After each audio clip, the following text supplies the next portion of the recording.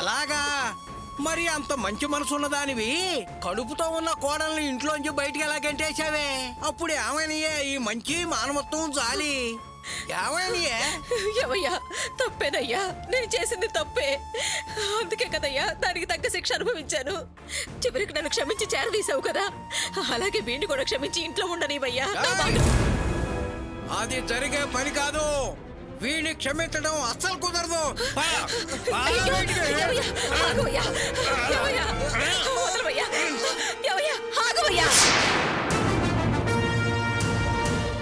నేను ప్రమాణం చేసి తప్పాను, నిజమే. నేను పాత భాగ్యాన్ని అనుకో, పర్వాలేదు. వీడి పరిస్థితి అర్థం చేసుకుని వీడింటికి తీసుకొచ్చాను. ఇంత వివరంగా చెప్పిన అర్థం చేసుకోవే. నీ మాట నీదే గానీ నా మాట వినడం లేదంటే నువ్వు నన్ను పూర్తిగా క్షమించలేదని అర్థం అవుతుంది. చూడవయ్యా, నేను ఎన్ని అవమానాలు పడ్డా పర్వాలేదు. నీకు నీ కొడుకు ఎంత ముఖ్యమో నాకు నా కొడుకు అంతే ముఖ్యం. వాడు ధర్మరాజే కావచ్చు, వీడు దుర్యోధనుడు అనుకో. నువ్వు వాడికి తండ్రిగా ఉండు, నేను వీడికి తల్లిగా ఉంటాను. నువ్వు కొడుకు వీడిని అంగీకరించినప్పుడు నేను ఈ ఇంట్లో ఉండను. నేను కూడా వీడితో పాటు వెళ్తాను, వీడితోనే ఉంటాను. పదరా వెళదాం. అవునరా, నేను నిన్ను కాపాడుకుంటానురా. పదరా పదరా. వద్దమ్మా, ఇది నీ ఇల్లు, నీ పేరు మీద ఉన్న ఇల్లు. నా కోసం నువ్వు నీ ఇల్లు వదులుకొని రావడం దేనికి? ఏంట్రా ఇల్లు? అన్న తింటున్న కన్న కొడుకుని తన్ని బయటకు తరివేస్తుంటే ఇంకా నా ఇల్లేంటి, నా వాళ్ళేంటి? పదరా, నిన్ను నేను కాపాడుకుంటాను. పదరా.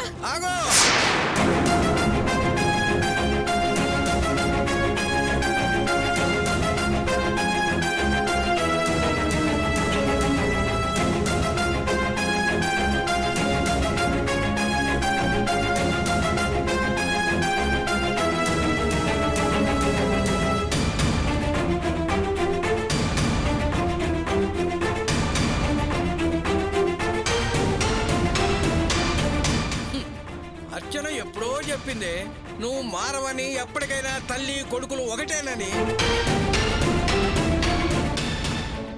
పిచ్చోడిలా నీ మాటలు నమ్మి నేను పొరపాటు పడ్డాను. పాపం నా కొడుకు గోపి కూడా నువ్వు మారావని నిన్ను సమర్థించాడే. కానీ నువ్వు ప్రమాణాలు కూడా కాదని నీ కొడుకుని చేరదీశావు. నువ్వు ఇక్కడే ఉండవే, నీ ఇల్లు నీనెత్తిన కొట్టుకో, వీడిని నీనెత్తినే పెట్టుకో. ఇన్నేళ్లు కాపురం చేసినా నిన్ను నేను అర్థం చేసుకోలేకపోయాను. కానీ ఈ ఇంటికి కాపురానికి వచ్చిన కోడలు నీ గురించి కరెక్ట్ గా చెప్పిందే. కానీ వీడు చెప్పాడు కదా ఇల్లు నీదేనని, నీ పేరు మీదే ఉందని. కానీ ఇది మా అన్నయ్య నీకు పెట్టిన భిక్ష.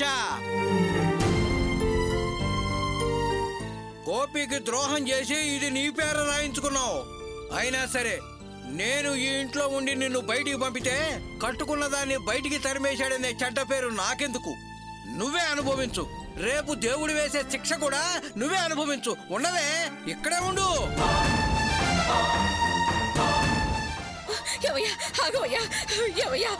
వెళ్ళొద్దయ్యా, నా మాట వినయ్యా. చెయ్యగలో, ఇక నుంచి నీకు నాకు ఏ విధమైన సంబంధం లేదు. నువ్వెవరో నేనెవరో ఇక మనం కలిసి ఉండటం ఈ జన్మలోనే కాదు, ఏ జన్మలోనూ జరగదు. పోతలకే.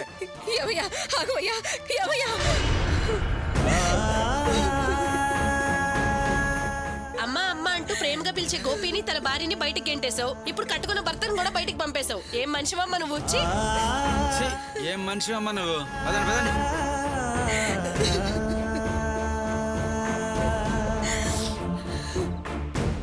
అమ్మా బాధపడకమ్మా, పదమ్మా లోపలికి. పదమ్మా.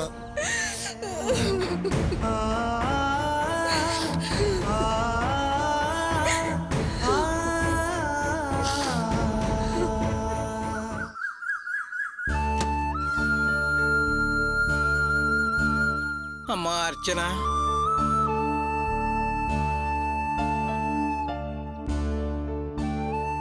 మావయ్య,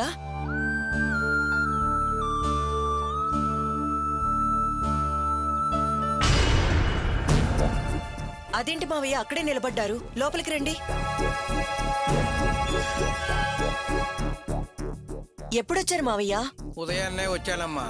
నిద్రపోయేవాళ్ళని అప్పుడు నిద్ర లేపి ఇబ్బంది పెడతాం ఎందుకని అక్కడే నిలబడ్డారు. అదేంటి మావయ్య, మేమేమైనా పరాయి వాళ్ళమా? లేక నిద్ర లేపితే మేమైనా ఇబ్బంది అనుకుంటావా? సర్లే లోపలికి రండి రండి.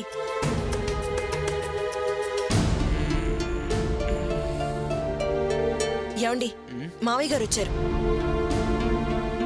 నాన్నా ఏంటి ఇంత పొద్దున్నే వచ్చావు? చేతిలో బ్యాగ్ ఏంటి?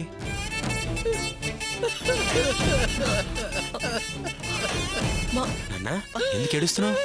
మావయ్య ఎందుకలా ఏడుస్తున్నారు? ఏమైంది? నేను గోపి ఒక విధంగా చాలా అమాయకులు అమ్మా. నువ్వు చాలా తెలివైన దానివి, మనుషుల్ని బాగా అర్థం చేసుకోగలవమ్మా. ఎందుకు ఇలా మాట్లాడుతున్నారు మావయ్య? ఎందుకేమిటమ్మా, మేమిద్దరం భాగ్యం విషయంలో చాలా తప్పు అంచనా వేశాం. కానీ నువ్వు చాలా కరెక్ట్గా చెప్పావమ్మా. అది ఆ రాస్కేల్ వాసుగాడిని ఇంట్లోకి రానిచ్చి దాని బుద్ధి బయట పెట్టుకుందమ్మా. అది ప్రమాణం చేసింది, కానీ దాని ప్రమాణాలని తొంగలో దొక్కింది. ఏమిటే భాగ్యం అంటే రకరకాల కారణాలు చెబుతోంది. వాళ్ళు నాటకం ఆడి నన్ను మోసం చేశారేమో అనిపిస్తోంది. అందుకే నేను ఇక ఆ ఇంట్లో ఉండలేక బయటకు వచ్చేశాను.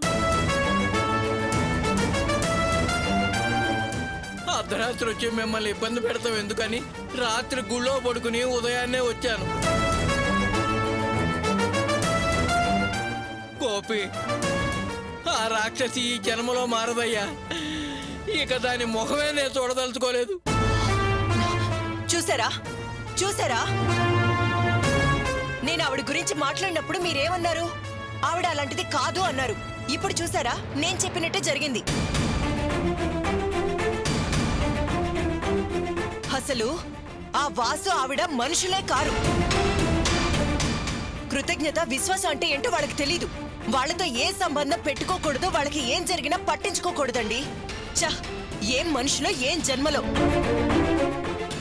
అవునమ్మా, నేను ఆ ఉద్దేశంతోనే ఆ ఇల్లు వదిలేసి వచ్చేశాను. మీరు అనుమతిస్తే నేను కూడా ఇక్కడే ఉంటానమ్మా, లేకపోతే అనాథగా మిగిలిపోతానమ్మా. ఏంటి మావయ్య అలా మాట్లాడుతున్నారు? మీరిక్కడ ఉండడానికి మాకు ఏ అభ్యంతరం లేదు. సంతోషంగా ఒప్పుకుంటాం. నాన్నా నేను నీ కొడుకుని, నువ్వు ఇక్కడ హ్యాపీగా ఉండొచ్చు నాన్న. మా ఇద్దరికి ఎలాంటి అభ్యంతరం లేదు, సరేనా? చాలా సంతోషం అయ్యా. ఇక నాకు భార్య బంధుత్వాలు ఎవరితోనూ ఏమీ లేవు. ఇక నా వాళ్ళు ఎవరైనా ఉన్నారు అంటే మీ ఇద్దరేనయ్యా. అవును, మీ ఇద్దరేనయ్యా. బాధపడకండి మావయ్య. సర్లే, మీరెళ్ళి స్నానం చేసి రండి, నేను టిఫిన్ రెడీ చేస్తాను. అలాగేనమ్మా. ఏమండి, మీరు రెడీ అవ్వండి.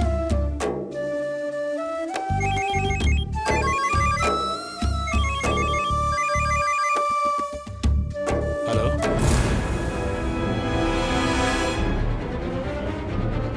అలాగా సరేనండి, వెంటనే బయలుదేరుతున్నాను.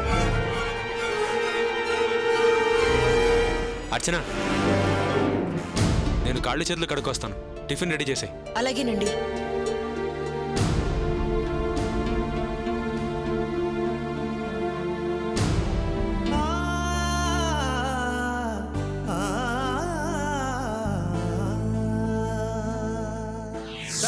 నీ గొంతు నిన్ను తాకిన మహాపాతకమే. పోతలకే ఏంటే, నువ్వు చేసిన పాపాలని పాకం బట్టి ఆ పాకాన్ని మా చేత తినిపించాలని చూస్తున్నావా? జై, మళ్ళీ ఈ ఛాయలకు వచ్చావంటే మర్యాద ఉండదు. పోతలకే.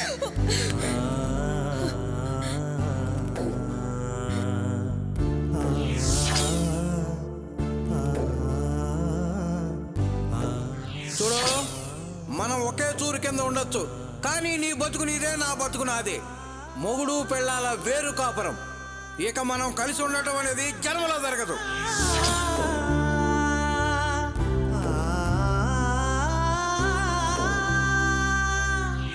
నేను ఆ దేవుడి మీద, ఈ అగ్ని మీద ప్రమాణం చేసి చెప్తున్నాను, ఈ జన్మలో నేను ఇంకా గోపికి ద్రోహం చెయ్యను చెయ్యను చెయ్యను.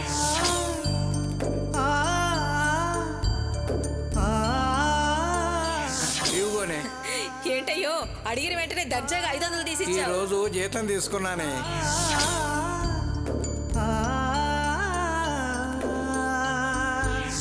ఇక నుంచి నీకు నాకు ఏ విధమైన సంబంధం లేదు.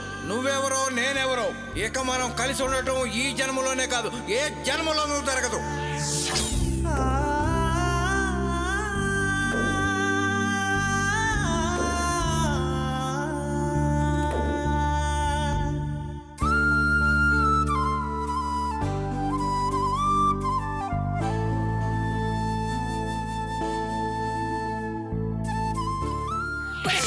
దుర్మార్గుడా, నువ్వు అసలు మనిషివేనా? నీకు అసలు మానవత్వం ఉందా?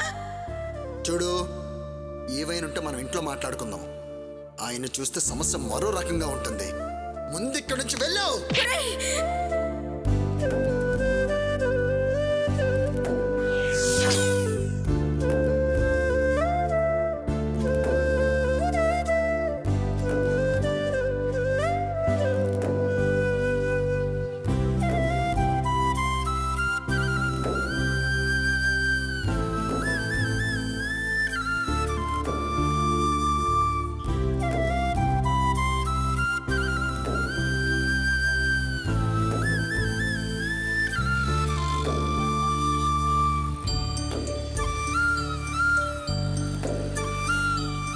ఈ మనిషి ఎటిలు పోయాడో ఏమో, ఏమీ అర్థం కావట్లేదు.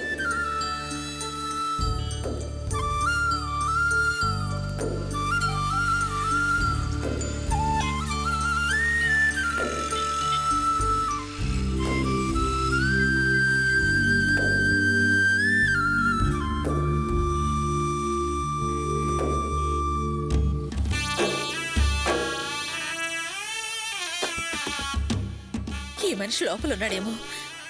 ఎవరిని అడగాలి, ఏమని అడగాలి?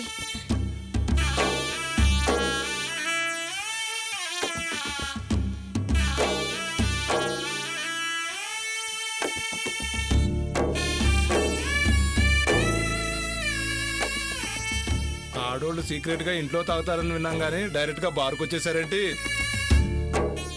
వాళ్ళకి అన్నిట్లో సమాన భాగం కావాలంటున్నారుగా, ఆ సమభాగం కోసం వచ్చినట్టున్నారు. ఏమ్మా సిట్టింగా చెక్కింగా? సిట్టింగ్ అయితే కోటరా 90యా? అయ్యయ్యో, నేను అందుకోసం రాలేదయ్యా. మా ఆయన ఇక్కడ ఉన్నాడేమో చూద్దామని వచ్చాను. మీ వాడు తాగడానికి వచ్చాడా, పని చేయడానికి వచ్చాడా? లేదు లేదు, మా ఆయన ఇక్కడ పనిచేసేవారు కాదు. అటు పక్కెళ్ళి చూడమ్మా, తాగుతూ కూర్చున్నాడో పడిపోయాడో.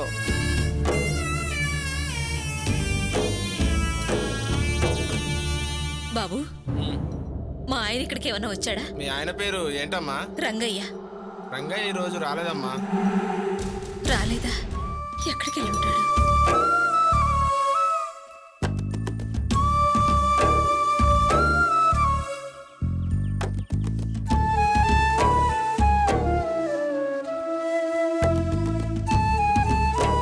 ఈ మనిషి ఇక్కడ కూడా లేడు.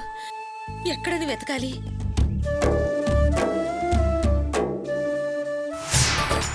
అరే కన్నప్ప, మనం బిజినెస్ డెవలప్ చేసి బిల్ గేట్స్ అంతా ఎదిగి మన రంగన్న చేతే పులి అండ్ ఫ్రెండ్స్ కంపెనీ ఓపెన్ చేయించాలి. అవసరమైతే బిల్ గేట్స్ ని కూడా పిలవాలిరా. ఏది ఈ థర్డ్ బిజినెస్ నా బిల్ గేట్స్ తోటి ఓపెన్ చేపిస్తావా? దీనికి బిల్ గేట్స్ అవసరం లేదు, మన రంగానే చాలు. అవును రోయ్, బిల్ గేట్స్ అయితే అమెరికాలో ఉంటాడు, మన రంగన లోకలే కదా. మన రంగన చేత ఓపెన్ చేయించేద్దాం. పులి అక్కొచ్చిందిరా. రండక్క రండి. ఎరా, ఈయనేమన్నా ఇక్కడికి వచ్చాడా? ఏంటక్క నువ్వనేది? అవునరా, ఆ మనిషి కనపడడం లేదు, ఎక్కడికి వెళ్ళాడో తెలియడం లేదు. అందుకే నీ దగ్గరికి ఏమైనా వచ్చాడేమోనని ఇక్కడికి వచ్చాను. నిజమేనక్క నువ్వనేది? రంగన్న కనిపించడం లేదా? అవునరా, ఆయన గురించి నీకేమన్నా తెలిసేమోనని తెలుసుకోవడానికి వచ్చాను. ఏదైనా గొడవ జరిగిందా అక్క? వాసుని మళ్ళీ ఇంటికి రానిచ్చానని, గోపికి ద్రోహం చేశానని నా మీద గొడవ పడి అలిగి వెళ్ళిపోయాడురా. ఆయన వెళ్లే చోటుకల్లా వెళ్లి వాకపు చేశాను. ఆయన ఎక్కడ కనపడలేదురా. బహుశా ఎవరైనా బంధువులు ఇంటికి వెళ్ళాడు అక్క? లేదురా, ఆయన చాలా రోషం కల మనిషి, అలా ఎవరింటికి వెళ్ళడు. సరే అక్క, విషయం నాకు చెప్పావు కదా, మా ఫ్రెండ్స్ అందరికి ఈ విషయం చెప్పి ఎక్కడున్నా వెతికి నీ ముందు నిలబెడతాను. నువ్వేం దిగులు పడుకో, ఇంటికి వెళ్ళక్క. ఒరే, ఎలాగైనా ఆయన వెతికి తీసుకొచ్చి నాకు అప్పగించరా, నీకు పుణ్యం ఉంటుంది. ఇంకా ఆ విషయం నాకు వదిలేయి, నువ్వు ధైర్యంగా ఉండు, ఇంటికెళ్ళు. సరేరా. ఏంటన్నా మనం మన కంపెనీని రంగంతో ఓపెన్ చేపిద్దామంటే ఇంతలోపు ఇలా జరిగిందేంటి? రేయ్ ఇప్పుడు మనకు బిజినెస్ ముఖ్యం కాదు, మనకు మన రంగన ముఖ్యం. అందుకే రంగనను వెతకాలి రా.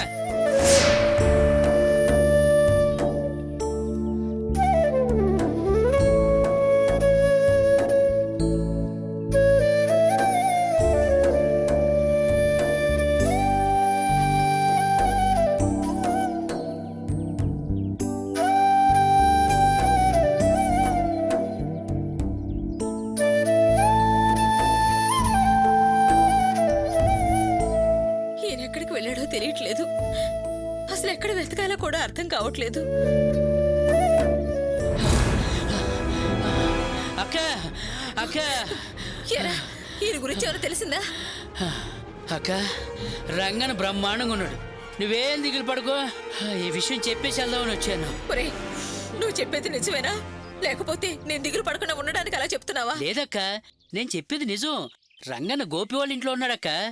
ఏంటి, ఈయన అక్కడికి వెళ్ళాడా? అవునక్క, నువ్వేం దిగులు పడకు, ధైర్యంగా ఉండు. వస్తానక్క. సరేరా.